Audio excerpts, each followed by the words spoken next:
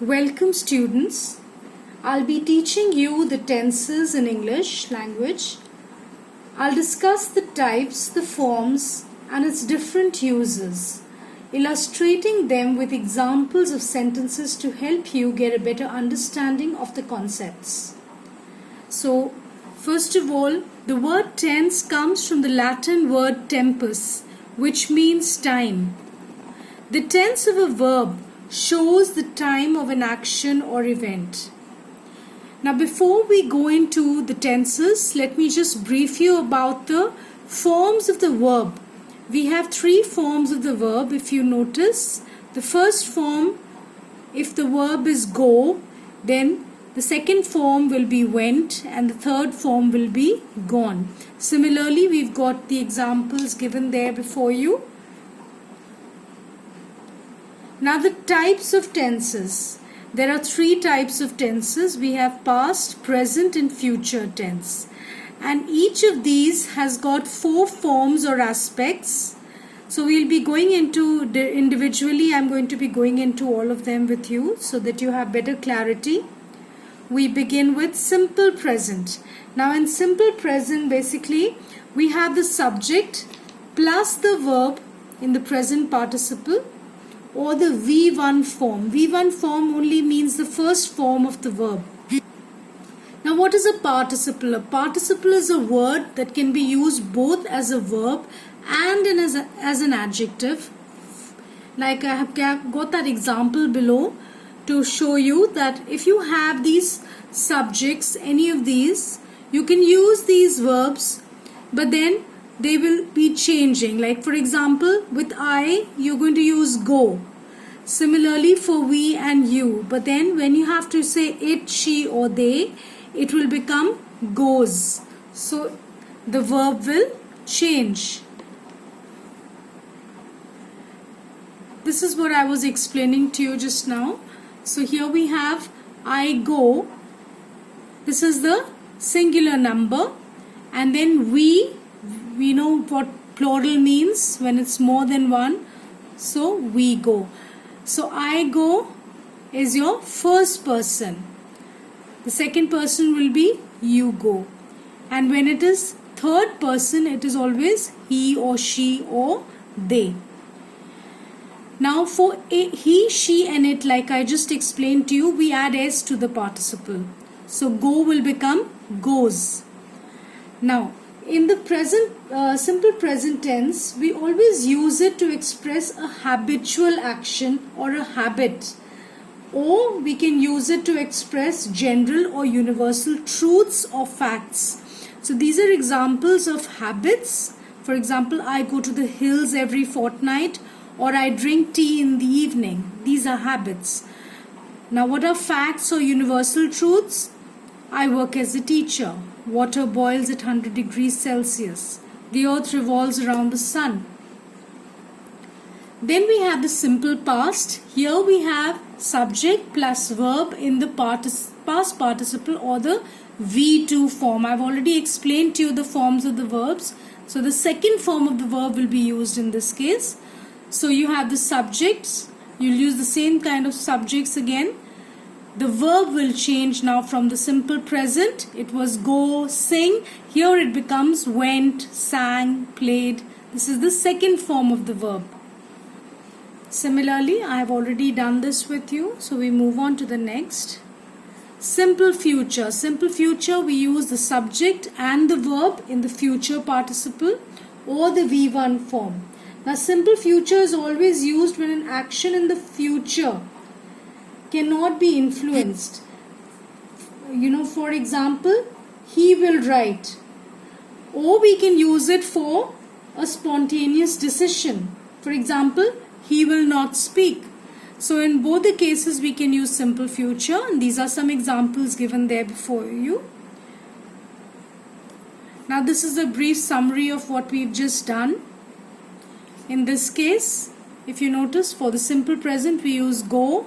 Here we use went. Here it will be will or shall go.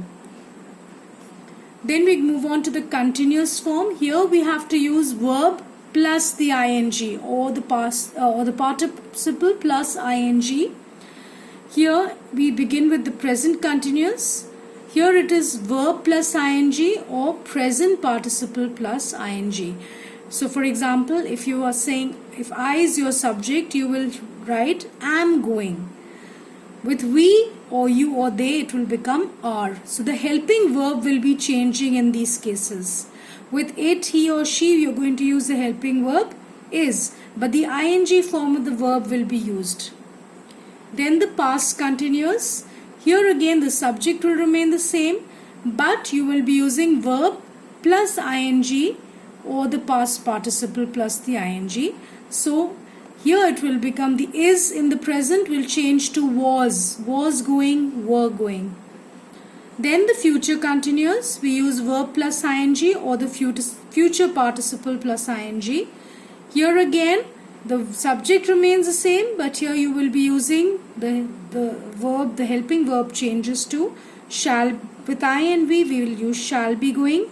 With you and they or the others, we will be using will be going. So this we've covered the continuous tense. Now we move on to the perfect form of the verb. Here we begin with the present perfect. Here we will use subject plus has or have. This will be the helping verb that we will use, and it will be the past participle or the V3. The third form of the verb will be used. So I've already told you the third form will be gone or written or flown, like I just showed you the table. So this is how we will be doing it. This will be your subject. With I and we and they, you'll use have gone. With these you will use has gone. Now you need to remember this particular thing and keep it in mind that never use present perfect with adverbs of past time.